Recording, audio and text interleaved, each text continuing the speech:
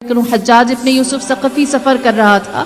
ایک دفعہ دوران سفر اس نے دیکھا کہ ایک نوجوان ہے جس کے پاس بہت سارے جانور ہیں، شیفرڈ ہے، اور وہ جانوروں کو لے کر جا رہا ہے پہاڑوں پر، انہیں فیڈ کر رہا ہے۔ روکا، کہنے لگا اتنے سارے تمہارے پاس جانور ہیں، ایک مجھے دے دو، ہمیں کھانا بنانا ہے۔ اس نوجوان نے کہا اے حجاج میں یہ نہیں کر سکتا۔ پوچھا کیوں؟ کہنے لگا کیونکہ یہ میرے نہیں ہیں، مالک نے مجھے دیے ہیں، میں تو یہاں انہیں فیڈ کرنے کے لیے آیا ہوں، واپس میں نے سارے کے سارے جانور کر دینے۔ جب حجاج نے یہ سنا تو اس نے کہا یہ کوئی 100-200 جانور ہیں، تم جا کر کہو کہ ایک پہاڑوں میں پتہ نہیں کہاں گم ہو گیا، مجھے کیا پتا، میں کتنا خیال رکھتا۔ تو اس نوجوان نے مسکرا کر جواب دیا ملکیت دنیا۔ کہنے لگا اے حجاج تیرے نزدیک ان کا مالک کون ہے؟ وہ جو فلاں جگہ بیٹھا ہے جس کو میں نے حساب دینا ہے، یا وہ جو یہاں دیکھ رہا ہے؟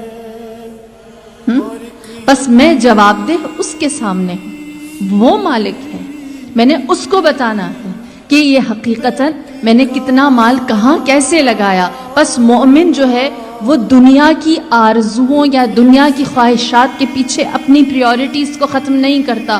ایک جانب فرعون ہے، دوسری جانب موسیٰ ہے۔ ہم جانتے ہیں فرعون کیسی لگزوریس زندگی گزار رہا تھا، اس کے پاس کیسا قصر، کیسا محل، کتنے غلام، کتنی دولت تھی۔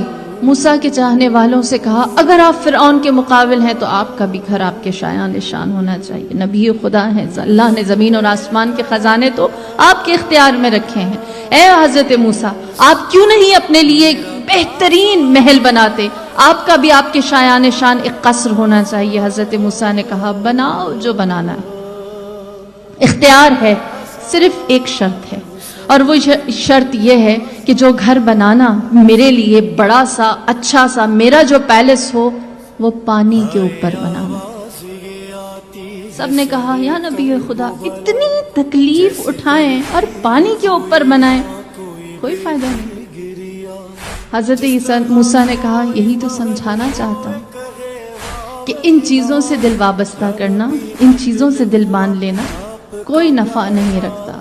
دنیا ایک برج کی طرح ہے، ایک پل کی طرح ہے، اس سے گزر جاؤ، اس پر کھڑے نہ رہو۔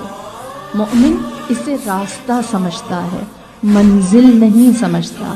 مومن کے لیے آرزو تمنا یہ نہیں ہے کہ وہ اسی دنیا کے اندر رہے، اور یہی وجہ ہے کہ امیر المومنین فرماتے ہیں جس کی خواہشیں، جس کی ڈیزائرز، جس کی دنیا طلبی، جس کی ورڈلی ڈیزائر زیادہ ہو جاتی ہیں، اس کے گناہ زیادہ ہونے شروع ہو جاتے ہیں۔